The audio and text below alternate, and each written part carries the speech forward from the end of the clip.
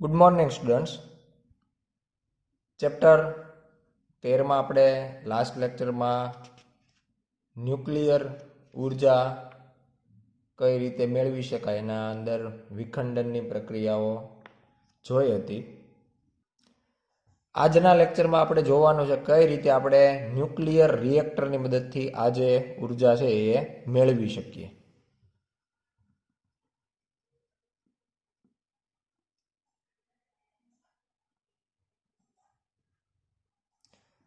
તો પ્રથમ તો આપણે એવું કહી શકાય કે જે પ્રક્રિયાઓ આપણે વિખંડનની જોઈ હતી આ પ્રક્રિયાની અંદર આપણે યુરેનિયમ 92-235 છે એના ઉપર એક ન્યુટ્રોનનો મારો ચલાવી અને એને આપણે યુરેનિયમ 92-236માં ફેરવીએ છીએ અને આ યુરેનિયમ 92-236 છે એ અલગ અલગ રેડિયો એક્ટિવ તત્વની અંદર વિખંડન પામી અને સાથે સાથે આપણને ન્યુટ્રોન પણ મુક્ત સ્વરૂપે આપે છે, જે આપણે પ્રક્રિયાની અંદર અહીંયા દર્શાવેલ છે. આ જે પ્રક્રિયાઓ દર્શાવી છે માત્ર નમૂના રૂપે દર્શાવી છે. આવા તો ઘણી બધી પ્રક્રિયાઓ યુરેનિયમ 92-236 સાથે શક્ય છે. તો આ બધી પ્રક્રિયાઓમાં આપણે જોઈ શકીએ કે આપણને વધારાના અમુક ન્યુટ્રોન જે છે એ મુક્ત થતા જોવા મળે છે અને આ જે મુક્ત થતા ન્યુટ્રોન છે એ આપણને સરેરાશ જો લેવામાં આવે દર યુરેનિયમના વિખંડન બાદ સરેરાશ 2.5 એટલે કે 2.5 ન્યુટ્રોન મુક્ત થાય છે.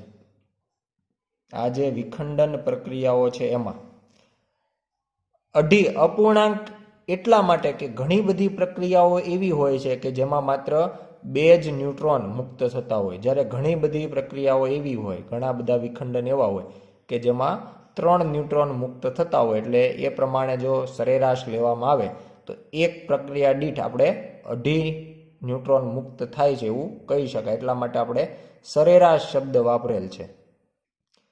હવે આપણે આ જ મુક્ત થયેલા જે ન્યુટ્રોન છે એનો ઉપયોગ કરીને જ આ જે વિખંડન પ્રક્રિયા છે એને આગળ વધારી શકાય. એટલે અહીંયા આપણે એવું કહી શકીએ કે વધારાના ન્યુટ્રોન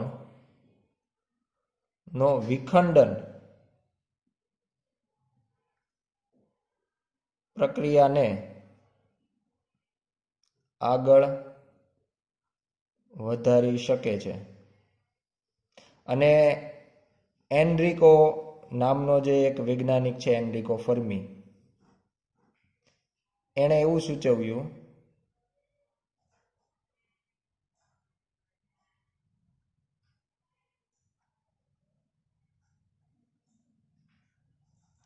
કે આના કારણે શૃંખલા પ્રક્રિયા, જેને અંગ્રેજીમાં ચેઇન રિએક્શન કહેવાય, શૃંખલા એટલે કન્ટિન્યુ કોઈ પ્રક્રિયા સતત ચાલુ રાખવામાં આવે તો એને આપણે શૃંખલા પ્રક્રિયા એવું કહી શકાય, એ શક્ય બને.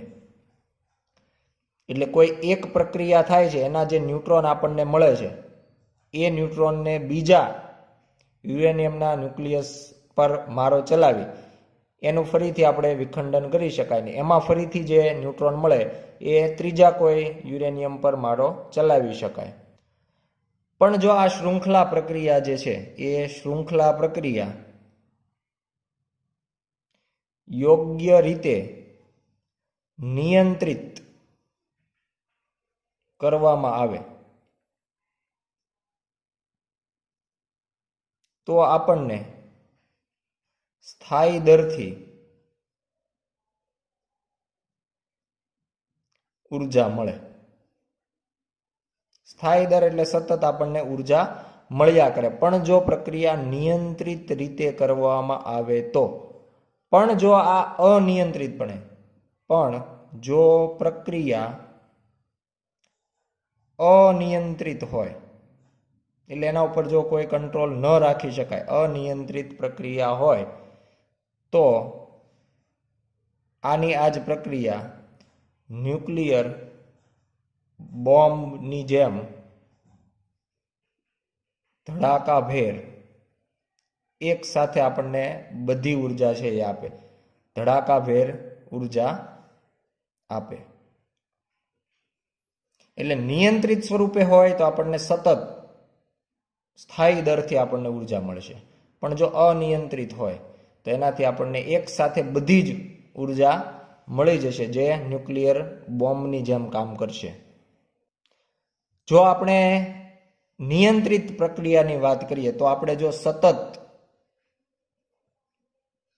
પ્રક્રિયા ચાલુ રાખવી હોય નિયંત્રિત સ્વરૂપે, આપણે નિયંત્રિતની જ વાત કરવાની છે, અનિયંત્રિતમાં કોઈ વાત કરવાની જરૂર રહેતી નથી. એટલે સતત જો આપણે શૃંખલા પ્રક્રિયા ચાલુ રાખવી હોય તો એમાં અમુક અડચણ જે છે આવી શકે.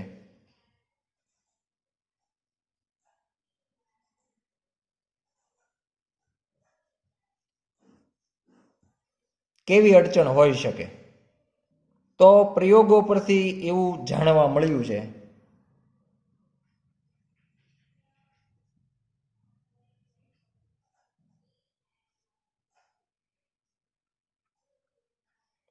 કે આપણે જે યુરેનિયમ 92-235 જેનું આપણે વિખંડન કરીએ છીએ, યુરેનિયમ 92-235 એનું વિખંડન ઉપજાવવામાં એટલે કે કરવામાં જે ધીમા ન્યુટ્રોન હોય, જેને આપણે થર્મલ ન્યુટ્રોન પણ કહેતા હોઈએ છીએ. થર્મલ ન્યુટ્રોન એટલે કે જેની ઉર્જા છે એ પ્રમાણમાં ઓછી હોય, પોતે ધીમા હોય. તો ધીમા ન્યુટ્રોન જે છે એ વધારે અસરકારક છે.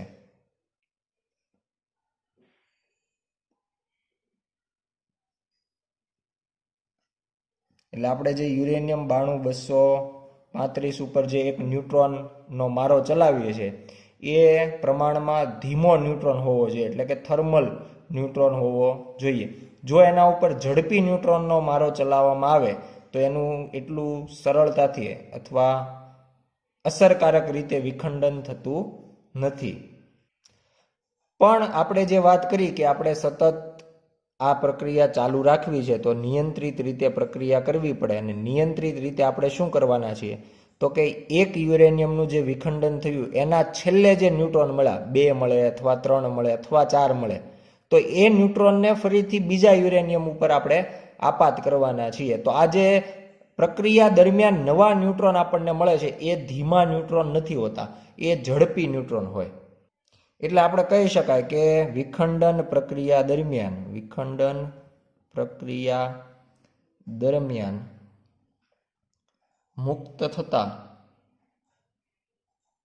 ન્યુટ્રોન ઝડપી ન્યુટ્રોન હોય, જેની ઉર્જા લગભગ 2 મેગા ઇલેક્ટ્રોન વોલ્ટ જેટલી હોય, જેના લીધે તે અન્ય યુરેનિયમ અથવા તો આપણે બળતણ એવું નામ પણ આપી શકાય. અહીંયા આપણે યુરેનિયમને બળતણ તરીકે જ લીધેલ છે, એટલે યુરેનિયમનું વિખંડન કરવાને બદલે ભાગી છૂટે છે. તો એના માટે આપણે એવું કહેવું પડે કે આ જે ન્યુટ્રોન મુક્ત થાય છે એને આપણે ધીમા પાડવા પડે. એટલે મુક્ત થતા ન્યુટ્રોનને ધીમા પાડવા પડે, અથવા તો જે બળતણ તરીકે આપણે જે જથ્થો વાપરીએ છીએ એટલે વિખંડનીય દ્રવ્યનો જથ્થો ખૂબ વધારવો પડે. એટલે જો દ્રવ્યનો જથ્થો આપણી પાસે ખૂબ મોટા પ્રમાણમાં હોય તો એક જે યુરેનિયમ અથવા વિખંડનીય દ્રવ્ય છે એના એક ન્યુક્લિયસનું જ્યારે વિખંડન થશે ત્યારે જે નવા જે ન્યુટ્રોન મુક્ત થશે 2 અથવા 3 અથવા 4, તો એ ફરીથી દ્રવ્યનો જથ્થો જ વધારે હોવાથી એમાંથી જેવો એ બહાર છટકવા જશે, છૂટી ભાગવા જશે, ત્યાં તરત જ એ બીજા દ્રવ્ય સાથે વિખંડન પ્રક્રિયામાં જોડાઈ જશે. એટલે આપણી પાસે બે ઓપ્શન છે, કાં તો મુક્ત થતા ન્યુટ્રોનને આપણે ધીમા પાડવા પડે અથવા તો આપણે દ્રવ્યનો જથ્થો ખૂબ જ વધારે રાખવો પડે. પણ આ વધારે રાખવાથી એનું ધીમે ધીમે વિખંડન થતાં એ જે જથ્થો છે એ ઘટી જ જવાનો છે. એટલે બેટર છે કે આપણે ધીમા ન્યુટ્રોન જે છે એનો ઉપયોગ કરીએ, કારણ કે એ વિખંડનીય પ્રક્રિયામાં વધારે અસરકારક છે. તો ધીમા કઈ રીતે પાડી શકાય? તો એવું કહી શકાય કે ઝડપી ન્યુટ્રોન જે છે ને હલકા ન્યુક્લિયસ સાથે સ્થિતિસ્થાપક પ્રકીર્ણન દ્વારા ધીમા પાડી શકાય. એટલે જે પ્રમાણે આપણે સ્થિતિસ્થાપક સંઘાત હોય એ પ્રમાણેનો જે કિસ્સો લઈએ છે, તો ચેડવિક જે વૈજ્ઞાનિક છે એણે પ્રયોગો દ્વારા દર્શાવ્યું કે જ્યારે ન્યુટ્રોનને સ્થિર પ્રોટોન અથવા તમે હાઇડ્રોજનનું ન્યુક્લિયસ એવું પણ ઉલ્લેખ કરી શકો, કારણ કે હાઇડ્રોજનના ન્યુક્લિયસ પાસે માત્ર એક જ પ્રોટોન હોય છે. તો આવા પ્રોટોન સાથે સ્થિતિસ્થાપક સંઘાત કરાવતા પ્રોટોન બધી જ ઉર્જા લઈ જાય છે અને ન્યુટ્રોન સ્થિર બને છે. જે આપણે બે સમાન દળના ગોળાઓ હોય એમાં એક ગોળો સ્થિર હોય ને બીજો ગોળો જો એના ઉપર સ્થિતિસ્થાપક સંઘાત કરે તો જે બીજો ગોળો છે એ સ્થિર થઈ જાય અને પહેલો જે ગોળો સ્થિર હતો એ પોતે એટલા વેગથી ગતિ કરવાનું ચાલુ કરે. તો આ જ પ્રમાણેની ઘટના આપણને ન્યુટ્રોન અને હલકા ન્યુક્લિયસ એટલે કે હાઇડ્રોજનના ન્યુક્લિયસ વચ્ચે પણ જોવા મળે છે. તો આ જ ઘટના દ્વારા આપણે આવા જે ઝડપી ન્યુટ્રોન છે એને ધીમા પાડી શકીએ. તો આ જે હલકા ન્યુક્લિયસ છે એને આપણે નામ આપશું મોડરેટર, કે જે ઝડપી ન્યુટ્રોનને ધીમા ન્યુટ્રોન અથવા તો એના માટેનું બીજું નામ ધીમા ન્યુટ્રોન થર્મલ ન્યુટ્રોન બનાવે છે. મોડરેટરનું આપણે વ્યાખ્યા એવી આપી શકાય, ઝડપી ન્યુટ્રોનને ધીમા ન્યુટ્રોન અથવા તો થર્મલ ન્યુટ્રોનમાં કન્વર્ટ કરે છે, એને આપણે મોડરેટર તરીકે ઓળખીએ છીએ. આ જે મોડરેટર છે એ આપણો જે વિખંડનીય દ્રવ્ય છે, યુરેનિયમ છે અથવા બળતણ તરીકે બીજું જે દ્રવ્ય લીધું છે એની સાથે જ રિએક્ટરની અંદર જ એની સાથે જ રાખવામાં આવે. સામાન્ય રીતે પાણી છે, ભારે પાણી, જેને આપણે D2O કહીએ છીએ, કે જેમાં પાણીની અંદર જે H2O હોય, હાઇડ્રોજન હોય, એના જગ્યાએ ડ્યુટેરોન જે છે વાપરવામાં આવે છે, અને ગ્રેફાઇટ.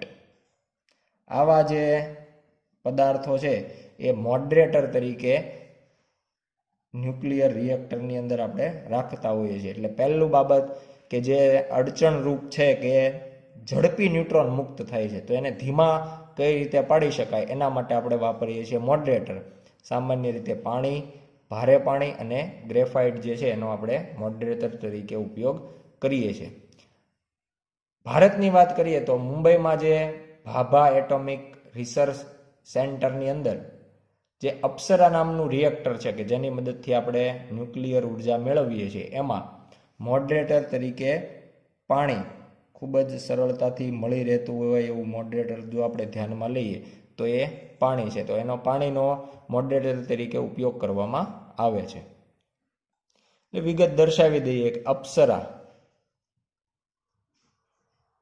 રિએક્ટરની અંદર પાણી, અને ભારતના જે અન્ય રિએક્ટર છે એના અંદર ભારે પાણી.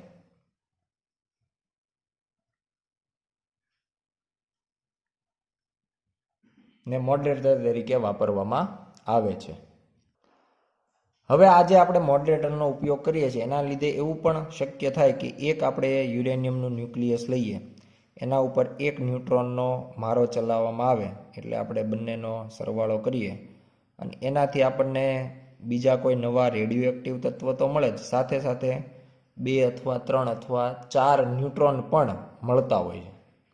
હવે આ જે 3 અથવા 4 ન્યુટ્રોન જે મુક્ત થયા, એને ફરીથી આપણે નવા કોઈ 3 યુરેનિયમના ન્યુક્લિયસ ઉપર આપાત કરશું અને એના લીધે ફરીથી એ 2 ટુકડાઓમાં રેડિયો એક્ટિવ ટુકડાઓમાં વિભાજિત થાય, વત્તા આપણને અન્ય એવું કહી શકાય કે જે 2 નવા ટુકડા મળે એની સાથે સાથે કંઈક ન્યુટ્રોનની સંખ્યા પણ મળવાની છે.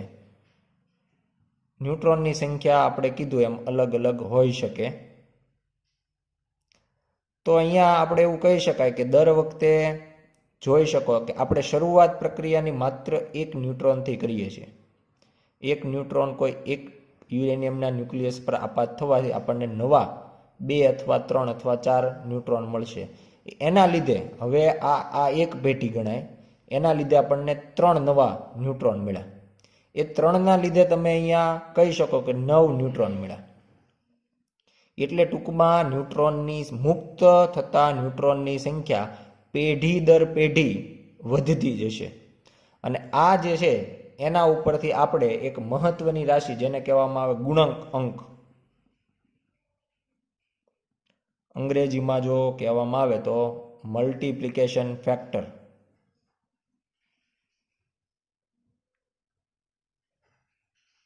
જેને કેપિટલ K વડે દર્શાવવામાં આવે, એ અહીંયા આપણને મળે. અને એના માટે જો વ્યાખ્યા આપવી હોય તો આપણે એવી વ્યાખ્યા સરળતાથી આપી શકાય કે વિખંડન પ્રક્રિયામાં ન્યુટ્રોન વડે ઉપજાવેલ વિખંડનમાં મળતા ન્યુટ્રોનની સંખ્યા અને અગાઉની પેઢીમાં વિખંડન દરમિયાન ઉપજાવેલ વિખંડનની મળતા ન્યુટ્રોનની સંખ્યાના ગુણોત્તરને ગુણક અંક કહેવાય. એટલે આપણે જો અહીંયા વાત કરીએ કે આ આપણી પહેલી પેઢી છે અને એની પ્રક્રિયા થઈ અને જે નેક્સ્ટ મળે એ આપણી બીજી પેઢી કહેવાય. તો પ્રક્રિયા થઈ તો અત્યારે આપણને નવા કેટલા પ્રક્રિયા દરમિયાન કેટલા ન્યુટ્રોન મળે છે? 3.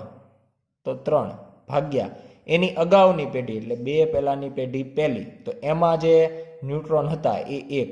તો આ કિસ્સામાં આપણને મલ્ટીપ્લિકેશન ગુણક અંક 3 મળે છે. એટલે 1 ન્યુટ્રોનના 3 ન્યુટ્રોન થયા એવું કહી શકાય. હવે આ 3 ન્યુટ્રોન જે છે એ 3 બીજા યુરેનિયમ સાથે પ્રક્રિયા, એટલે એના ઉપર મારો ચલાવશું. 1 ન્યુટ્રોન અહીંયા, 1 અહીંયા, 1 અહીંયા. તો એના લીધે ક્રમિક આપણને અહીંયા 2, અહીંયા 3, અહીંયા 4, તો ટોટલ આપણે એવું કહી શકીએ કે આપણને 9 ન્યુટ્રોન મળે છે. તો આ કોઈ એક પેઢી ગણાય અને આ એના પછીની નેક્સ્ટ પેઢી ગણાય, એટલે આને આપણે પેઢી નંબર 3 કહીએ. તો આ કિસ્સામાં આપણે જો K મેળવીએ તો નવા કેટલા મળે છે? 9. શરૂઆતમાં એની અગાઉની પેઢીમાં કેટલા છે? 3. તો આ કિસ્સામાં પણ 3 કહેવાય. પણ જો હું માત્ર અહીંયાની વાત કરું કે આના ઉપર તો માત્ર 1 ન્યુટ્રોન જ આપાત કરીએ છીએ, મળે છે કેટલા? 2. તો આવા કિસ્સામાં નવા કેટલા મળે છે? 2. આપાત કેટલા કરીએ છીએ? 1. તો આ કિસ્સામાં 2 કહેવાય. છેલ્લો કિસ્સો આ ધ્યાનમાં લઈએ તો આપાત 1 ન્યુટ્રોન અને છેલ્લે 4 ન્યુટ્રોન આપણને મળે છે. તો 4/1. એટલે આપાત કેટલા છે અને મુક્ત કેટલા થાય છે એના ઉપરથી આપણે ગુણોત્તર લઈ અને એનો એ પ્રક્રિયાનો ગુણક અંક મલ્ટીપ્લિકેશન ફેક્ટર જે છે એ નક્કી કરી શકીએ. આ જે ગુણક અંક છે એ રિએક્ટરમાં ન્યુટ્રોનની વૃદ્ધિ દરનું માપ આપે છે. એની વૃદ્ધિ કેવી થાય છે એ આપણને દર્શાવે છે. જો આપણને કોઈ પ્રક્રિયા દરમિયાન કે બરાબર 1 મળે, કે બરાબર 1 ક્યારે મળશે? જો કે જેટલા આપાત કરીએ એટલા જ મુક્ત થતા હોય તો આપણને કે બરાબર 1 મળે, જેને રિએક્ટર માટે ક્રિટિકલ કન્ડિશન કહેવામાં આવે.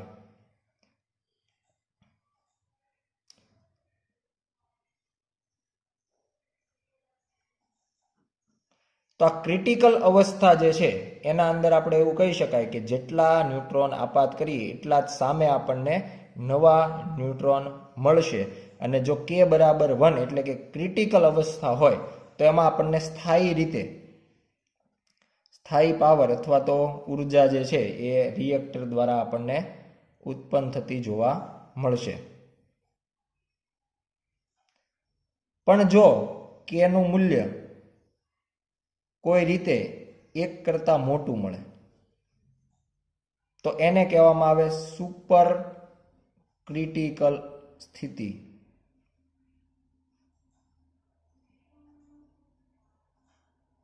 અને જો આપણને આ પ્રમાણેની અવસ્થા જોવા મળે તો કહી શકાય કે જે સ્થાયી પાવર મળવાના બદલે પાવર જે છે એ ચરઘાતાંકીય રીતે વધશે.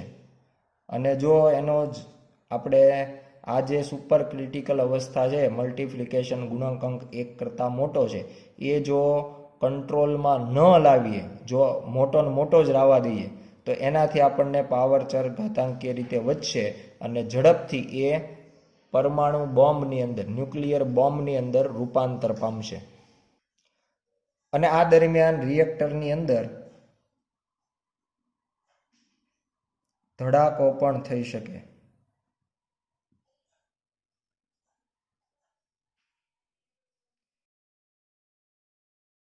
ઈસવીસન 1986માં યુક્રેનના ચેર્નોબિલ રિએક્ટરની અંદર એક ખૂબ જ દુઃખદ ઘટના બનેલી. એમાં ન્યુક્લિયર રિએક્ટરની અંદર ધડાકો થયો હતો અને આવા અકસ્માતો આપણા માટે આફત બની જતા હોય છે.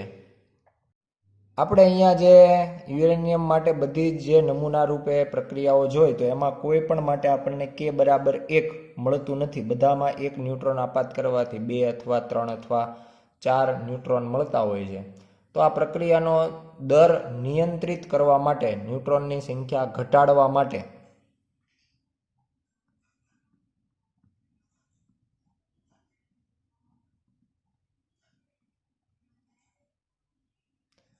ન્યુટ્રોનનું શોષણ કરે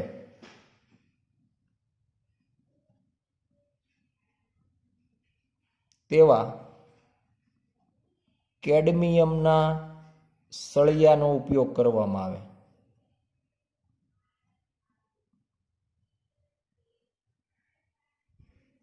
જેને નિયંત્રક સળિયાઓ કહેવાય.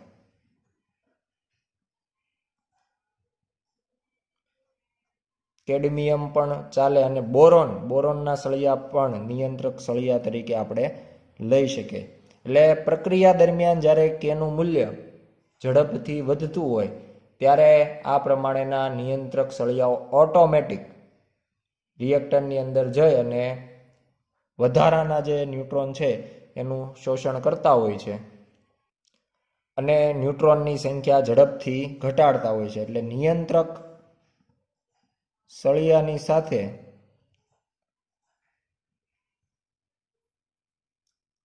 સલામતી સળિયાઓ, જેને સેફ્ટી રોડ્સ પણ કહે છે, રિએક્ટરની અંદર હોય છે.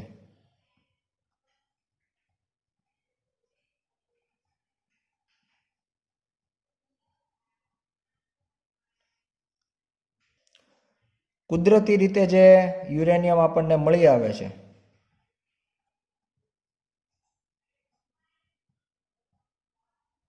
એ યુરેનિયમની અંદર યુરેનિયમ 92-235નું મૂલ્ય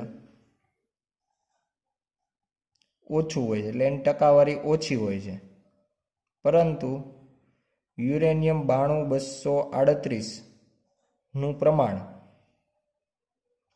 વધારે હોય છે. આ જે યુરેનિયમ 92-238 છે એ એટલો બધો વિખંડનીય નથી. એટલે જે પ્રમાણે આગળ આપણે પ્રક્રિયાઓ દર્શાવી એ યુરેનિયમ 92-235 માટેની પ્રક્રિયાઓ હતી.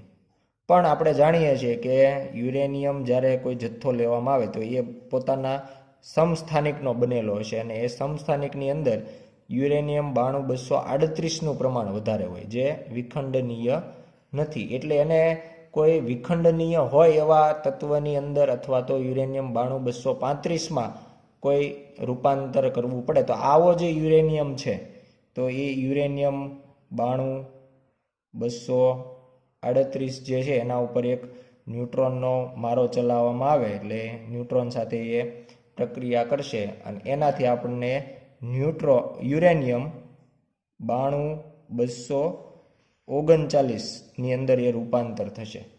અને આ જે યુરેનિયમ 92-239 છે એ પોતે એક બીટા કણનું ઉત્સર્જન કરશે. એટલે એ પોતે વધારે અસ્થાયી હોય એટલે એ બીટા કણનું ઉત્સર્જન કરે અને એ પોતે નેપ્ચ્યુનિયમની અંદર ફેરવાશે.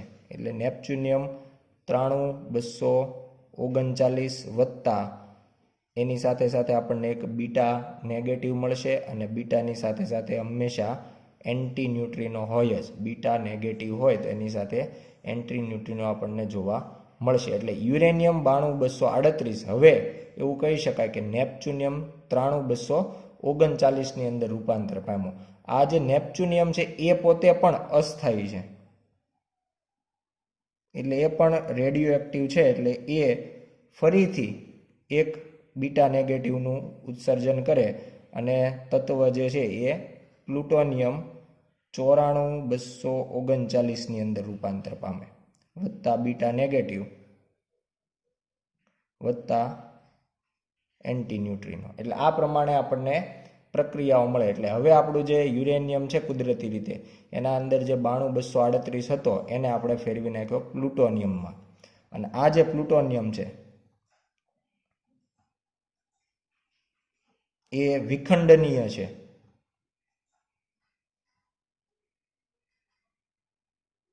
એટલે એનું આપણે વિખંડન કરી અને જેમ આપણે આગળ યુરેનિયમ માટે યુરેનિયમ 92-235ની પ્રક્રિયા દર્શાવી હતી એવી પ્લુટોનિયમ સાથે પણ પ્રક્રિયા થાય.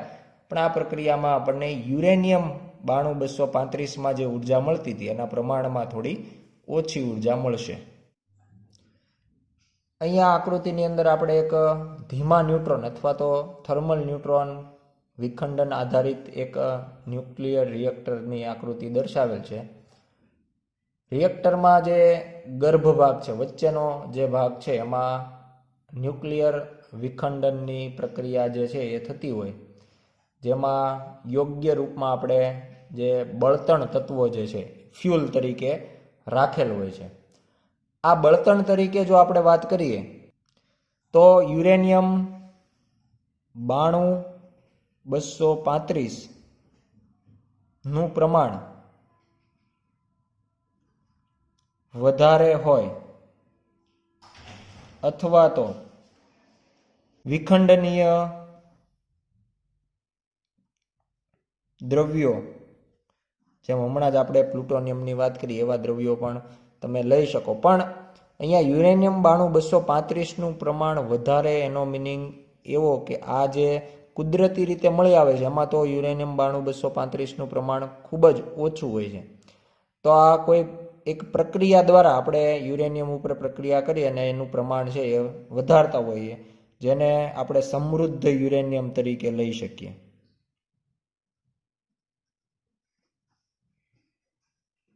એટલે જો આપણે એવું કહેવું હોય તો જેનું પ્રમાણ વધારે છે એ સમૃદ્ધ યુરેનિયમ અથવા તો બીજા જે વિખંડનીય તત્વો છે એને આપણે બળતણ તરીકે ત્યાં રાખી શકાય.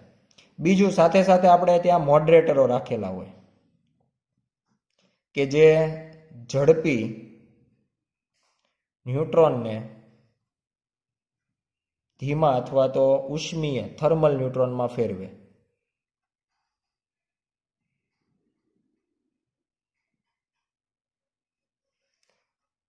આ ઉપરાંત ગર્ભભાગની આસપાસ લીકેજ ન થાય, એટલે કોઈ જે ન્યુટ્રોન છે એ બહાર ન જતા રહે એટલા માટે લીકેજ ઘટાડવા પરાવર્તક સપાટીનો ઉપયોગ કરવામાં આવે. એટલે પરાવર્તન પામી અને ફરીથી જે વિખંડનીય દ્રવ્યો અથવા બળતણ છે એના ઉપર એ આપાત થઈ શકે. ઉપરાંત આ જે પ્રક્રિયા થાય છે એમાં આપણને જે વિખંડનમાં મુક્ત થતી જે ઉર્જા છે, મુક્ત થતી અથવા ઉત્પન્ન થતી ઉર્જા ઉષ્મા ઉર્જા સ્વરૂપે હોય.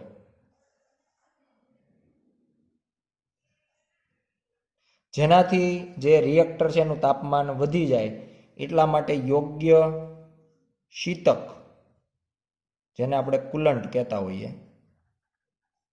તો એ પણ ત્યાં ગર્ભભાગની અંદર જ છે. એટલે આપણે એવું કહી શકાય આટલી વસ્તુઓ જે છે એ એના ગર્ભભાગની અંદર હોય. એક જે તમે બળતણ તરીકે જે દ્રવ્ય લીધેલું છે, બીજું મોડરેટર, ત્રીજું જે આપણે રિએક્ટરની સપાટી છે એ પરાવર્તક સપાટીઓ હોય, અને ચોથું કે સાથે સાથે ત્યાં શીતક હશે કે જે એનું તાપમાન ઘટાડવાનું સતત ચાલુ રાખશે.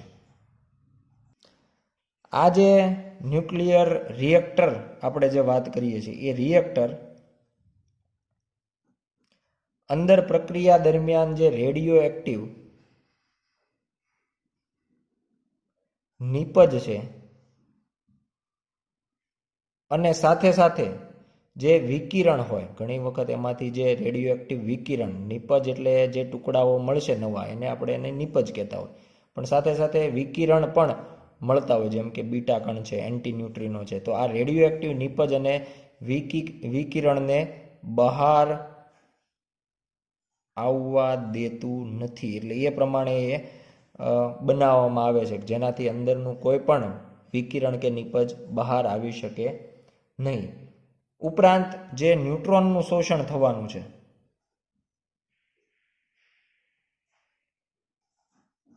એવા જે નિયંત્રક સળિયાઓ છે,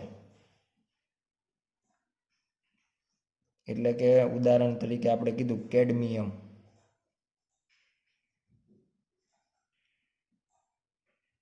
તો એના દ્વારા આ જે રિએક્ટર છે એને બંધ કરવામાં આવે છે.